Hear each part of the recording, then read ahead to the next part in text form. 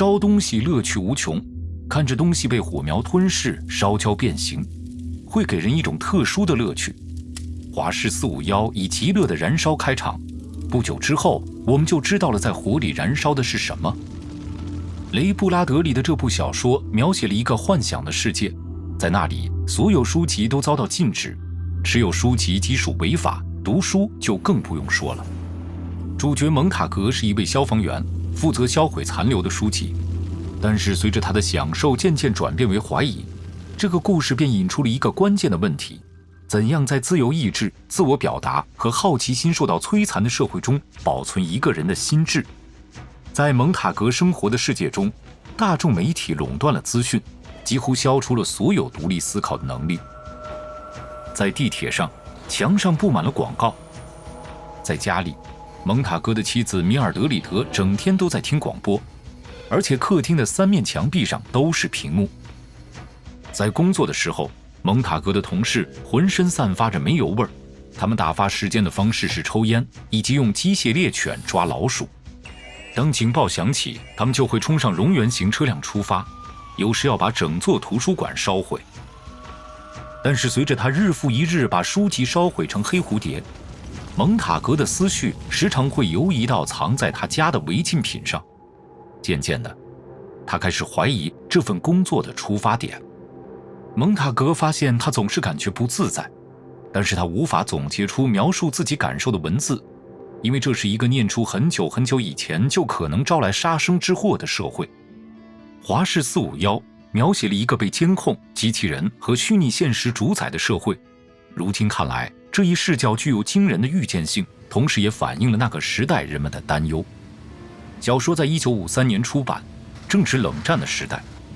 这个时代激起了广泛的猜疑和恐慌，这种情绪遍及布拉德伯里的祖国美国。对于信息的管制以及残酷的政府调查，则使得情况变得更糟，特别是存在一种猎巫心态，针对那些被怀疑同情共产主义的艺术家和作家。布拉德伯里察觉到了这样的文化压迫，他认为这是一种危险的先例，极可能进一步演化为审查制度，并且使他联想起亚历山大图书馆的毁灭以及法西斯政权焚烧书籍的情形。他在华氏451里探讨了这些令人心寒的联想。这本书名字就是《纸张燃烧时的温度》。温度的准确性有待考证，但这并不会影响这本小说成为反乌托邦小说的经典之作。反乌托邦小说放大了我们周遭事物的负面特征，并想象这种特征登峰造极之时可能会产生的后果。在许多的反乌托邦故事里，政府会对有反对意见的对象施加约束，但是在华氏451里，蒙塔格发现，其实是多数人的冷漠让当局得以掌权。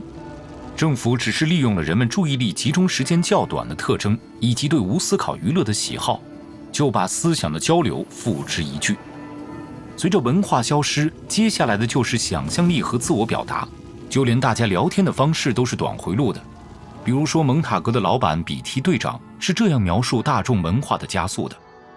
把影片加速，蒙塔格，快，咔嚓，看，瞧，换画面，这儿那儿，快走，踱步，上下进出，为什么，如何，谁，什么，哪儿，耶，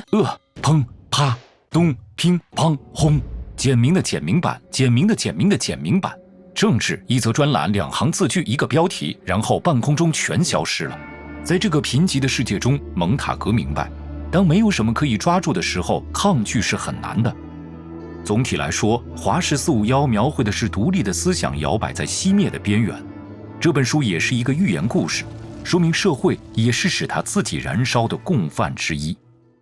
如果您热爱学习，请订阅我们的频道，每周新鲜视频涵盖方方面面。你可以从猫的视角纵观世界史，也可以了解如何更好倾听。还有更多内容，敬请继续关注，永葆探索热情。